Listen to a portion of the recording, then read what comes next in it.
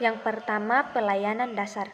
Pelayanan dasar adalah proses pemberian bantuan kepada seluruh peserta didik melalui penyiapan pengalaman terstruktur secara klasikal atau kelompok yang disajikan secara sistematis atau terjadwal dalam rangka pengembangan perilaku jangka panjang sesuai dengan tahap dan tugas-tugas perkembangan.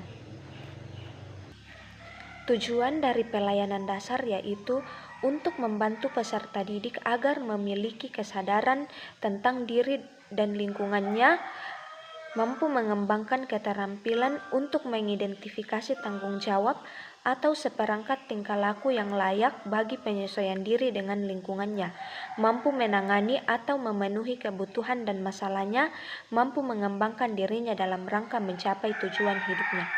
Fokus pengembangan yaitu fokus perilaku yang dikembangkan dalam komponen pelayanan dasar menyangkut aspek pribadi, sosial, belajar, dan karir.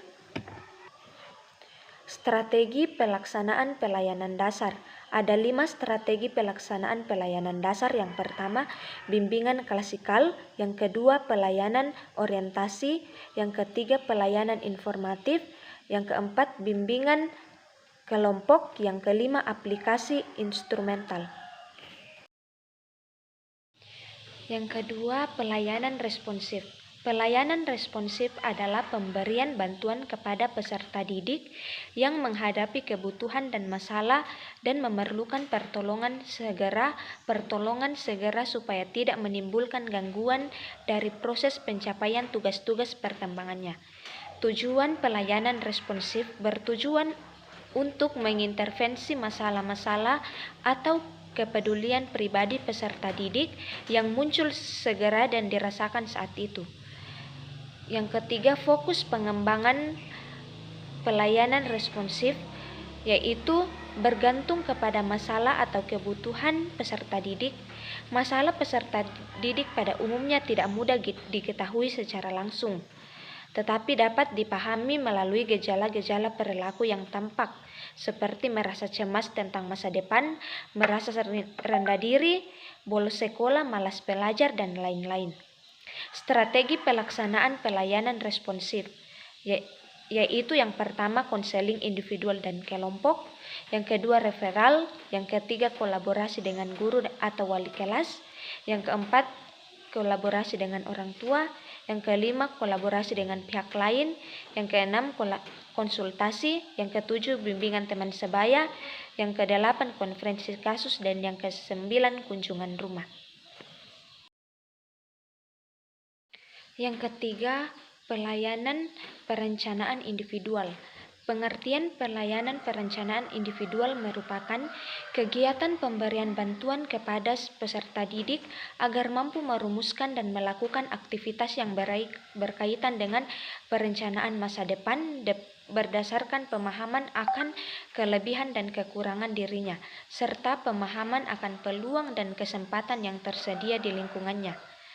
Tujuan dari pelayanan perencanaan individual yaitu yang pertama, mempersiapkan diri untuk mengikuti pendidikan lanjutan.